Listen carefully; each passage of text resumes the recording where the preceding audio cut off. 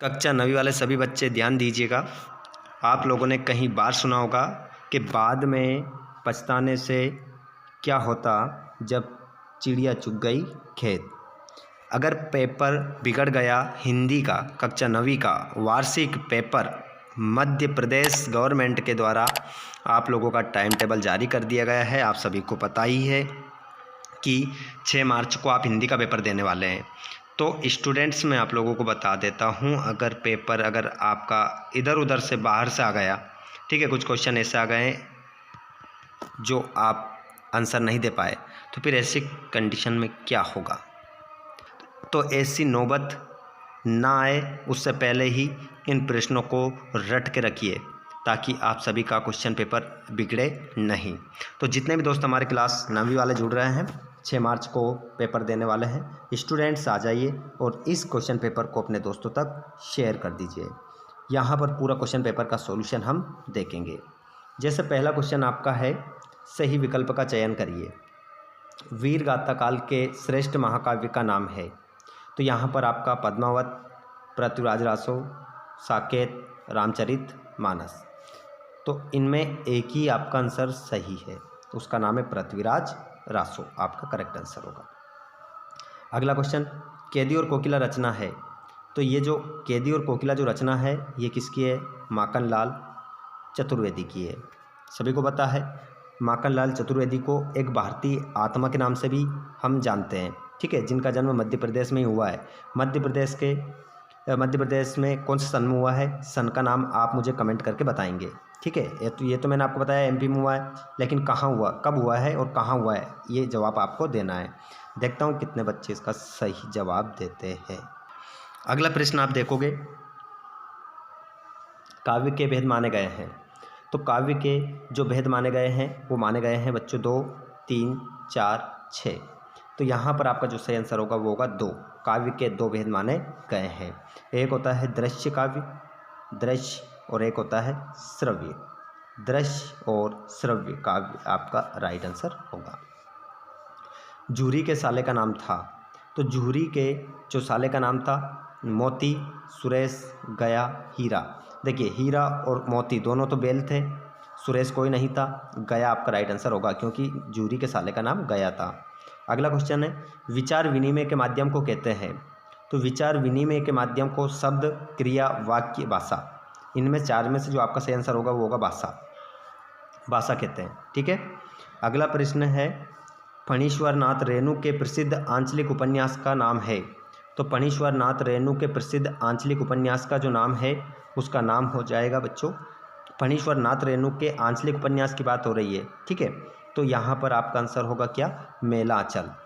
मेला आंचल आपका right answer होगा। चलिए अब हम सभी यहाँ पर रिक्त स्थानों की पूर्ति करेंगे।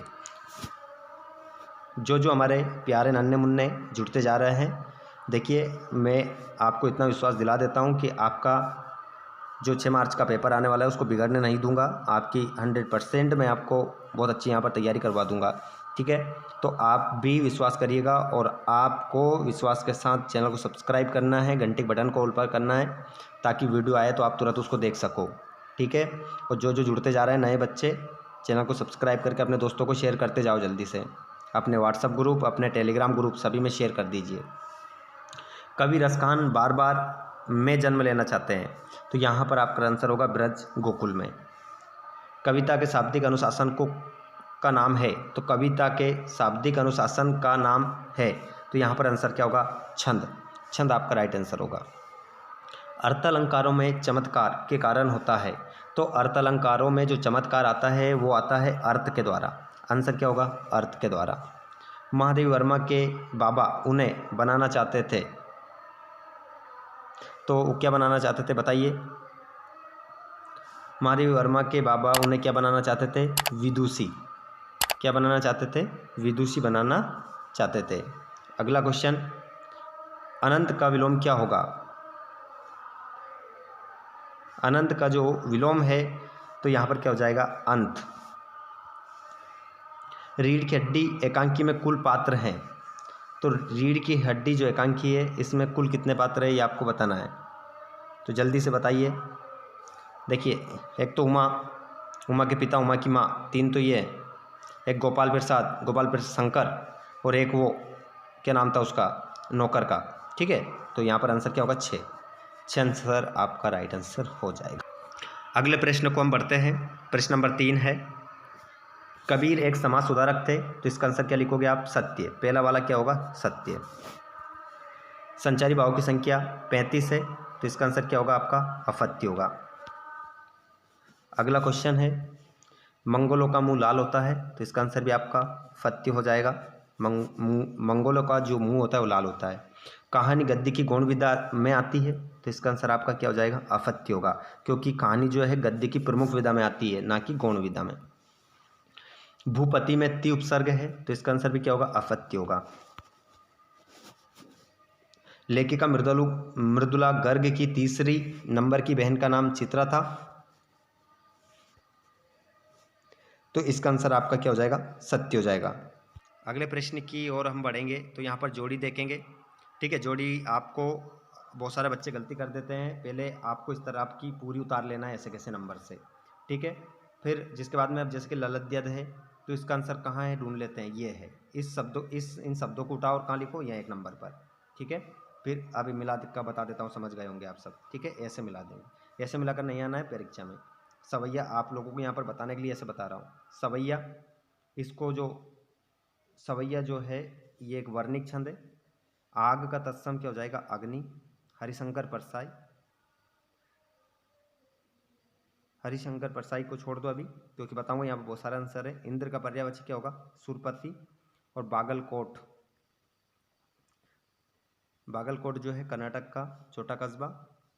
और हरिशंकर परसाई, हंसते हैं रोते हैं, ये आपका आंसर हो जाएगा। ठीक है, चलिए अब आगे हम बढ़ते हैं।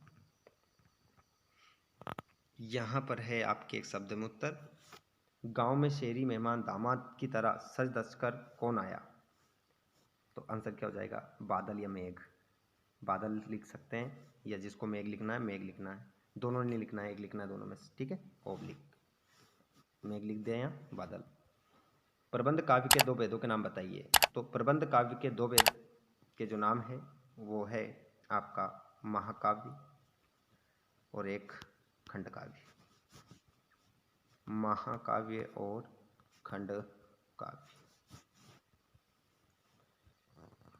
अगला प्रश्न है, श्यामाचरण दुबे ने किस विश्वविद्यालय से पीएचडी की उपाधि प्राप्त की थी, तो श्यामाचरण दुबे ने किस विश्वविद्यालय से पीएचडी की उपाधि प्राप्त की थी, ये आप लोगों को बताना है। ठीक है, तो यहाँ पर इसका जो आंसर है बता देते हैं। तो यहाँ पर इसका जो आंसर होगा बच्चों, आपके लगाएंगे नागपुर विश्वविद्यालय से। ठीक है, इसका आंसर लगाएंगे नागपुर विश्वविद्यालय। ठीक है, तो यहाँ पर विश्वविद्यालय तो लिखा ही है। जिसके बाद में रचना के आधार पर वाक्य के कितने भेद होते हैं, तो रचना के आधार पर वाक्य के कितने भेद होते हैं बच्चों, 3 होते हैं, सरल, संयुक्त, मिश्रित। अगला क्वेश्चन, लेखिका मृदुला गर्ग की परदादी ने मंदिर में जाकर क्या मन्नत मांगी कि उनकी पतोहू से, उनकी, लिख देता हूँ यहाँ पर, उनकी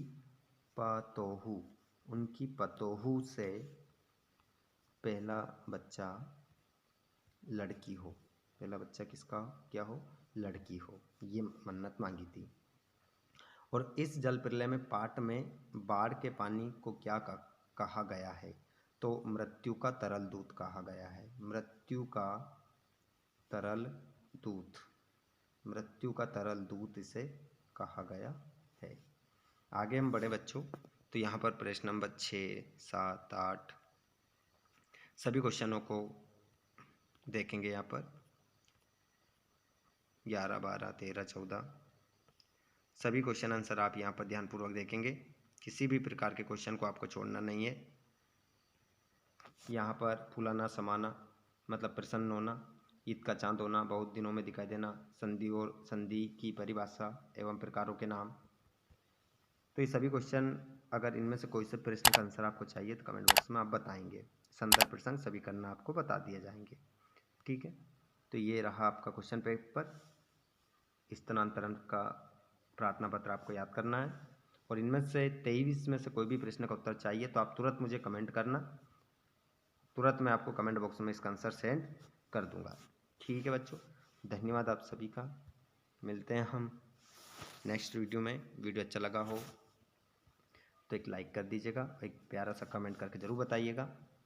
और आपको आपकी वार्षिक परीक्षा के इसी प्रकार वीडियो मिलते रहेंगे तो आप सभी चैनल को सब्सक्राइब करके घंटी बटन कॉल पर ज़रूर कर लीजिएगा। 2024 के सभी वीडियो आपको इसी चैनल पर मिलेंगे। धन्यवाद।